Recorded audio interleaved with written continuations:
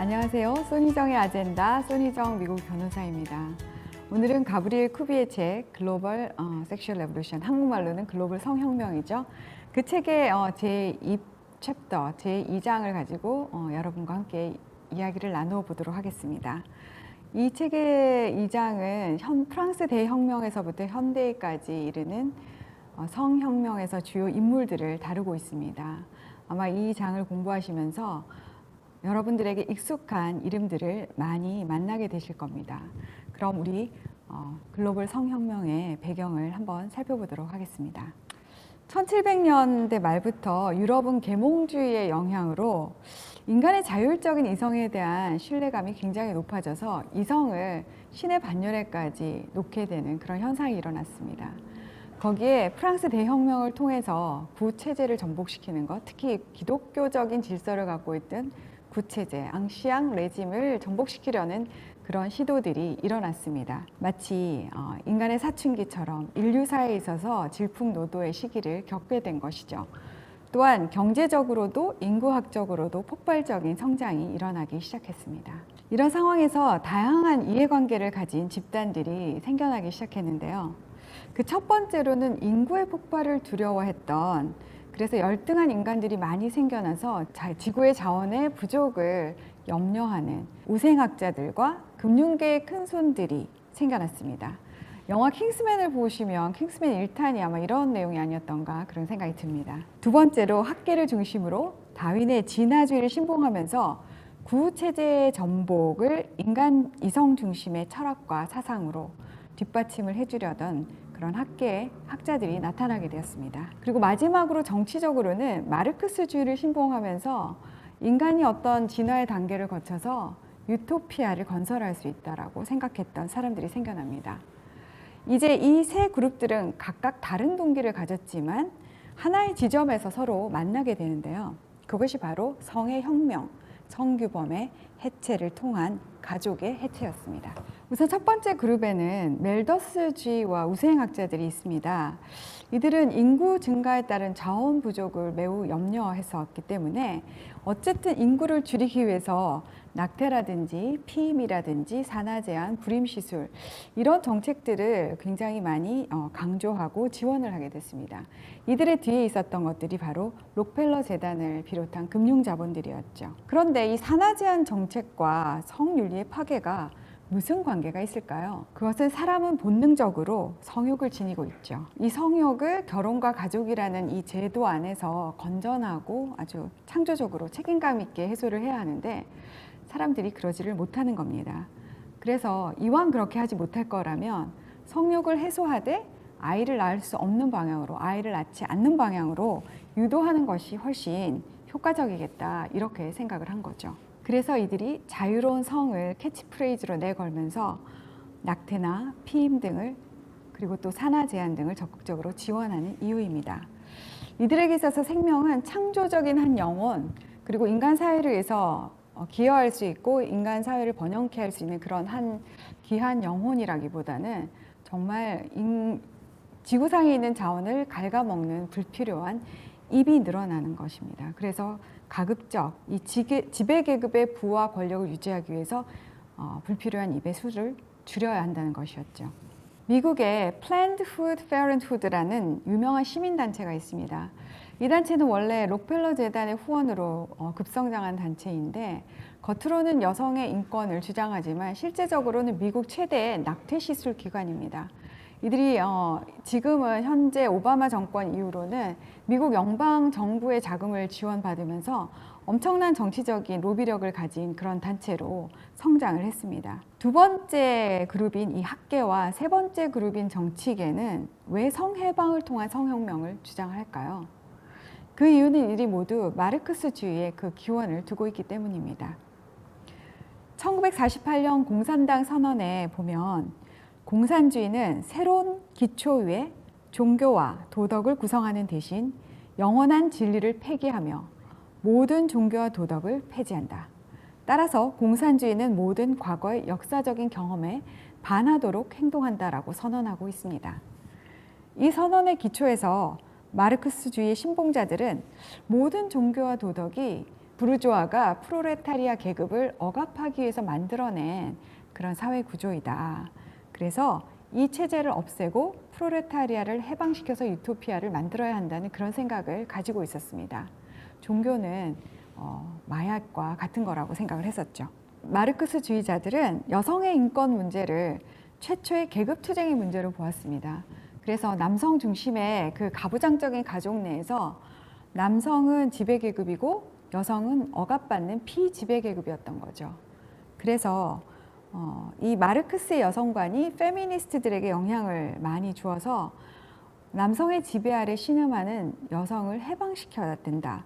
여성을 결혼과 육아로부터 해방시켜서 생산 현장에서 자아를 실현할 수 있도록 하는 것이 여성의 인권을 증진하는 일이다 라는 주장을 하게 됐습니다. 특히 알렉산드라 콜론타이라는 러시아의 공산주의자가 있었는데요. 여자들이 왜 이 성관계를 할 때는 꼭 결혼 아니면 매춘 두 가지 중에 하나를 해야 되냐. 우리는 그 중에 둘 중에 하나를 선택하는 일로부터 여성을 해방시키겠다. 그래서 자유연애를 주장을 하게 됩니다. 그래서 암호화거나 자유로운 성관계를 가짐으로써 여자가 해방이 될 수 있다라고 생각을 했던 것이죠. 마르크스주의의 이 억압과 해방이라는 이데올로기에 영향을 받은 사람은 매우 많습니다. 독일의 빌헬름 라이라는 성혁명가는 권위주의적인 사회를 뒤집기 위해서는 육체적인 성적인 억압으로부터 사람들을 해방시켜야 된다라고 주장을 했습니다.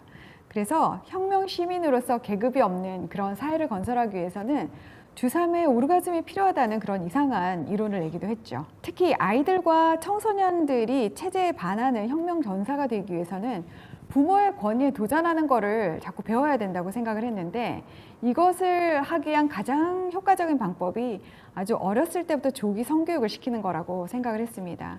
그래서 어렸을 때부터 성에 탐닉을 하게 되면 부모의 말을 듣지 않게 되는 거죠. 정신분석학으로 유명한 프로이트와 또 칼 융이 있죠. 이분들도 인간의 슈퍼에고, 즉 인간의 어떤 본능을 통제하고 조절하는 그 슈퍼에고의 억압으로부터 우리 무의식에 있는 이 이드의 필요를 아무런 죄의식 없이 충족시키기 위해서 인간을 성적으로 해방시켜 주어야 한다라고 주장을 했습니다. 여러분이 아마 알프레드 킨제이라는 사람의 이름을 많이 들어보셨을 겁니다. 소위 그 킨제이 보고서라는 책으로 아주 유명해졌는데, 1948년과 53년에 각각 남성의 성적 행동과 여성의 성적 행동에 대한 보고서를 내서 전 세계적으로 획기적인 센세이션을 일으킨 바가 있습니다. 킨제이는 평범한 사람들이 보통 그러할 거다라고 생각했던 그런 일반적인 성관계가 아니라 아주 변태적인 성관계를 연구하면서 이것이 과학의 이름으로 마치 자연스러운 일이고 당연한 일인 것처럼 이렇게 여기도록 만들었습니다. 그래서 킨제이의 말을 믿었던 미국의 사람들은 우리가 지금 생각하고 있는 것 외에 다른 사람들이 하는 혼전 성관계라든지 이혼, 간통, 그 밖에 여러 가지 변태적인 일들이 이상한 게 아니고 인간으로서 할 수 있는 일이고 당연한 일이구나, 자연스러운 일이구나, 이렇게 믿게 됐죠. 그렇지만 그의 연구 내용은 사실 실험과 통계 자료를 조작해서 만든 그런 내용이어가지고 이후에 의회 청문회에 불려가기도 하고 또 이것이 전부 다 거짓이었다는 것이 밝혀졌지만, 이미 미국 사람들의 이 뇌 속에는 그런 이상한 것들이 다 정상적인 것이라고 받아들임으로써 돌이킬 수 없는, 그 미국 사회를 돌이킬 수 없는 성적인 타락의 길로 이끌게 된 장본인이 되었습니다. 마지막으로 프랑크푸르트 학파에 대한 이야기로 오늘의 시간을 마무리하고자 합니다. 1960년대 유럽의 대학생들의 머릿속에는 마르크스, 엥겔스, 그리고 프로이트, 빌헬름 라이, 그리고 모택동과 같은 공산주의자들의 사상이 온통 가득 차 있었습니다. 이들은 마르크스의 자본론이라든지 모택동의 문화혁명 등을 열심히 배우고 추앙하면서 기독교를 근간으로 하고 있는 서구 유럽 사회, 특히 자신들이 살고 있는 이 사회를 지극히 혐오하기 시작했습니다. 마치 우리가 헬조선이라고 말하는 것처럼 그들은 당시에 헬 유럽을 외쳤던 거죠. 이러한 트렌드가 거대한 68 학생의 저항운동으로 그리고 히피 문화로 진화해 갔습니다. 이들 중에는 독일의 막스 호르크하이머, 그리고 테오도르 아도르노, 하버트 마르쿠제 같은 사람들이 있는데요. 우리는 이분들을 프랑크푸르트 학파 또는 신마르크스주의자 또는 네오막시스트라고도 합니다. 프랑크푸르트 학파의 특징은 사유재산 제도를 철폐하고 종교와 가족을 해체하고 권위주의를 전복시키는 것 등과 같은 공산주의의 원칙을 근간으로 하면서 거기에 프로이드의 정신분석학과 모택동의 문화혁명 사상을 잘 결합시킨 것이었습니다. 특히 독일인들의 권위주의적인 성향이 유대인의 홀로코스트와 같은 그런 참혹한 역사를 이뤄냈다고 믿었던 미국 사람들이 이들의 연구를 많이 지원을 하게 되었습니다. 이들 중에 허버트 마르쿠제는 억압적 권력 관계의 주 원인이 인간 속에 있는 에로스를 억압하는 데서 비롯되었다고 보고, 우리가 열심히 일해서 뭔가를 이루겠다고 하는 성취주의를 버리고 쾌락주의를 즐기는 것이 혁명적인 행동이다, 이렇게 찬양했다고 합니다. 최근에 우리 젊은이들 사이에 욜로라는 말이 유행하고 있는데요.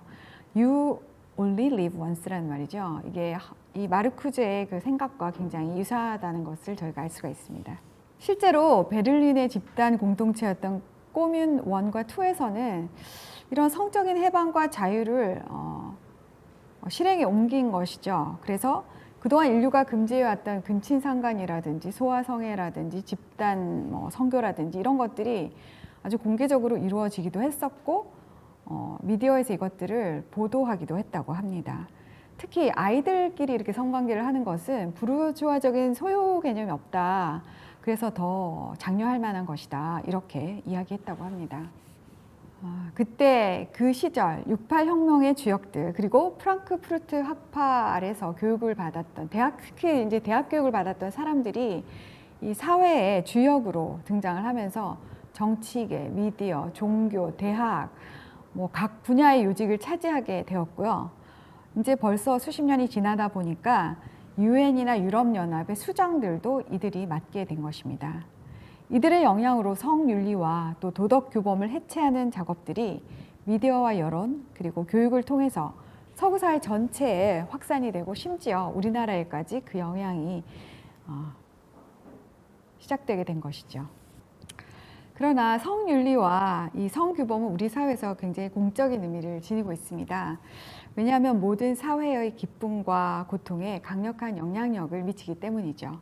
성도덕이 무너지면 가족이 무너지고, 또 가족이 무너지면 사회가 무너지게 됩니다.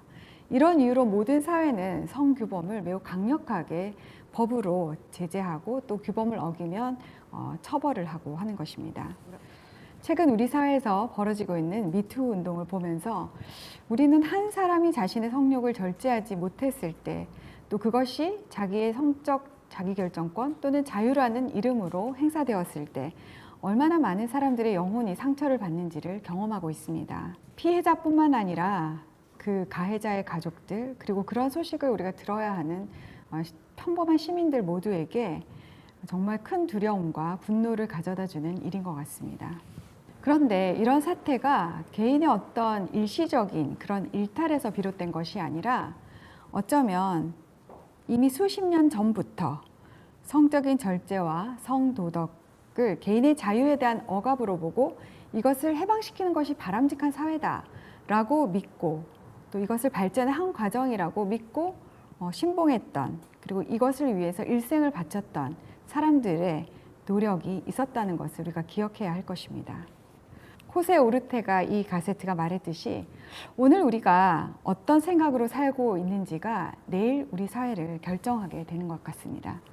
수십 년 전 프랑크푸르트 학파의 생각이 오늘 우리 사회에 이런 성적인 타락을 낳았다고 생각한다면 너무 지나친 과장일까요? 다음 편에는 성적 해방을 외쳤던 글로벌 성혁명가들의 계보를 잇고 있는 젠더 이데올로기의 주창자들에 대해서 한번 알아보도록 하겠습니다. 자유로운 성이라는 캐치프레이즈가 결혼 제도를 벗어난 성관계에서부터 생물학적인 성 정체성을 말살하는 데 이르기까지 또 어떤 사람들이 집요한 노력을 기울였을까요? 다음 시간에도 기대를 갖고 많은 시청을 부탁드립니다. 감사합니다.